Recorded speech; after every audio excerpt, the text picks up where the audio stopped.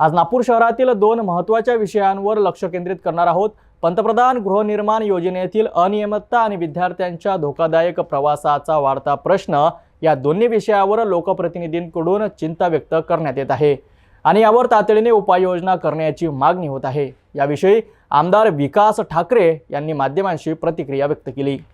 पंतप्रधान गृहनिर्माण योजनेअंतर्गत जे कामं चालू आहे नागपूर शहरामध्ये, मला वानाडोंगरी येथील कामाची तक्रार प्राप्त झाली होती। बाजूच्या शेतकऱ्यांनी तक्रार केली होती, त्या अनुषंगाने राज्यमंत्री भुयार साहेब यांच्याकडे बैठक झाली आणि त्या बैठकीमध्ये निष्पन्न झालं की हे काम आहे याला कुठलाही रस्ता नसताना हा प्लॅन सँक्शन झाला होता आणि म्हणून राज्यमंत्र्यांनी तिथे एक चौकशी समिती बसवली आणि तोपर्यंत काम थांबवण्याचे आदेश दिलाय। मला वाटते की कुठलेही काम होत असताना गरीब लोकांचे आपण पैसे घेतो गायासाठी आणि त्यांना व्यवस्थित सोयी मिळाल्या पाहिजे। जर डीपी प्लॅन मध्ये रोडच प्रस्तावित नसेल नगर परिषद किंवा NMRDA तिथे जर पंतप्रधान गृह योजना आपण बनवू तर लोकांचं नुकसान होईल।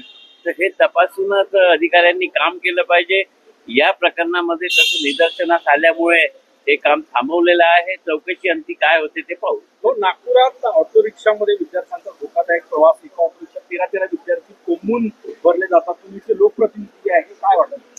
यावर RTOनी काही नियम लावायला पाहिजे आणि जे ऑटो चालक आहेत त्यांनी सुद्धा विद्यार्थ्यांच्या सुरक्षेसाठी यामध्ये काहीतरी बदलाव केला पाहिजे आणि कमीत कमी किती विद्यार्थी जातील याचा आकडा निश्चित करून RTOनी ही सगळ्या शाळांना सूचना द्यायला पाहिजे। शाळांची सुद्धा नजर हे विद्यार्थी किती एका ऑटोमध्ये येतात यावर पाहिजे आणि या संदर्भात सुद्धा येणाऱ्या अधिवेशनामध्ये आपण मुद्दा मांडणार आहोत। या दोन्ही घटना नागपूर शहरातील प्रशासकीय कामकाजावर आणि सार्वजनिक सुरक्षिततेवर प्रश्नचिन्ह निर्माण करतात।